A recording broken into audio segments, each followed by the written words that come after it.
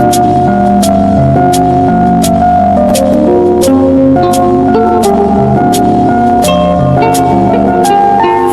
Everyone, আসসালামু আলাইকুম। আশা করছি তোমরা সকলে সুস্থ আছো, ভালো আছো। আলহামদুলিল্লাহ, আমরাও সবাই ভালো আছি। তো গত 28শে ফেব্রুয়ারি আমরা পরিবারের সবাই মিলে 30তম ঢাকা আন্তর্জাতিক বাণিজ্য মেলাতে গিয়েছিলাম। এবারের বাণিজ্য মেলাটা তো অনেক বেশি জমজমাট হয়েছে।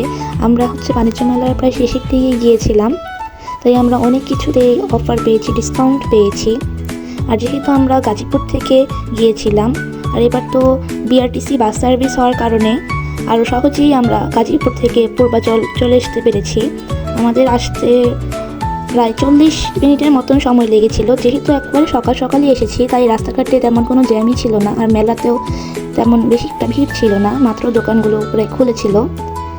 ঢুকিয়ে আমরা একটা শাড়ির দোকানে গিয়েছিলাম, আমার মামুনি কিছু শাড়ি দেখছিল। তারপর এই তো এখানে ইন্ডিয়ান ফুটওয়্যারের যে শপ বা বম্বে ফুটওয়্যারের শপ, সেখান থেকে কিছু শু দেখছিলাম আমরা। এখানে খুব সুন্দর সুন্দর কিছু শু কালেকশন ছিল, পাকিস্তানি, তারপর ইন্ডিয়ান। এরপর এই তো ইন্ডিয়ান একটা ব্যাগের দোকানে এসেছি, এখানে খুব সুন্দর সুন্দর ব্যাগও ছিল। তারপর কিছু ফ্লোরাল প্লেট বাটি এগুলো দেখলাম, এগুলো ইরানি ছিল। দেন আমার আইসক্রিম খেতে মন চাচ্ছিল, তারপর আমরা পোলারের আইসক্রিম শপটায় গেলাম, একটা আইসক্রিম নিলাম। এরপর আমার মামুনি দেখছিল বিভিন্ন জুয়েলারি, তারপর কসমেটিক্স, আমিও দেখছিলাম। বাণিজ্য মেলায় সব কিছুরই দেখা যায় দাম একটু বেশি, একটু দেখে কিনতে পারলে অনেক সুন্দর সুন্দর জিনিস পাওয়া যায়। যেমন এখানে কিছু ওয়াচ ছিল, এই ওয়াচগুলোর প্রাইস 350 টাকা করে ছিল। প্রাইসটা মোটামুটি রিজনেবলই ছিল, আর ওয়াচগুলো দেখতে খুব সুন্দর ছিল। তারপর আমরা আরএফএল বেস্ট বাই চলে গেলাম। সবচেয়ে বেশি যদি বলি কোথায় ভিড় ছিল, সেটা হচ্ছে আরএফএল বেস্ট বাইয়ে। সব মানুষ মেলায় মনে হয় বেস্ট বাই চলে এসেছে, আর আসবেই না কেন। বেস্ট বাই তো অনেক ডিসকাউন্ট দিয়েছিল যেহেতু মেলা শেষের দিকে, আর এখানে ভালো রকমের একটা ডিসকাউন্ট দিয়েছে। তো মামুনি এই বেস্ট বাই থেকে কিছু কেনাকাটা করেছে, আর আমি একটু ভিডিও করে নিচ্ছিলাম। এই তো এখানে যে হটপটগুলো, তারপর এই ছোট ছোট টিফিন বক্স বা মশলার বাটি, এগুলোর মধ্যে ভালো ডিসকাউন্ট ছিল।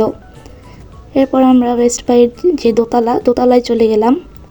দোতলায়ও অনেক সুন্দর সুন্দর কালেকশন ছিল। দোতলায় মেইনলি ফার্নিচার আইটেম, তারপর এখানে কিছু আর্টিফিশিয়াল ট্রি অ্যান্ড ফ্লাওয়ার ছিল, খুব সুন্দর সুন্দর। বেবিদের জন্য খুব সুন্দর টয়েস ছিল।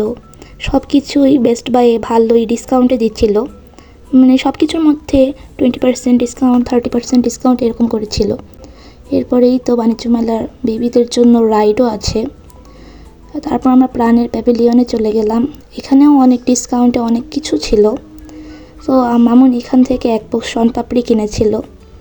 এরপর মেলার বিখ্যাত একটি দোকান টার্কিশ শপে চলে গেলাম। টার্কিশ ব্যাগগুলো দেখতে খুবই নাইস ছিল, বাট দাম অনেক বেশি। এরপরেই তো টার্কিশ ল্যাম্পের দোকানে গেলাম, এখানে সবচেয়ে বেশি ভিড় ছিল। মানুষ এখানে কেনার থেকে বেশি ছবিই তুলছিল। আর এই টার্কিশ ল্যাম্পগুলো দেখো তোমরা, খুবই সুন্দর। আর এই তো ছোট ছোট যে টার্কিশ প্লেট, এগুলো খুব সুন্দর ছিল, কিন্তু প্রাইস প্রচণ্ড বেশি।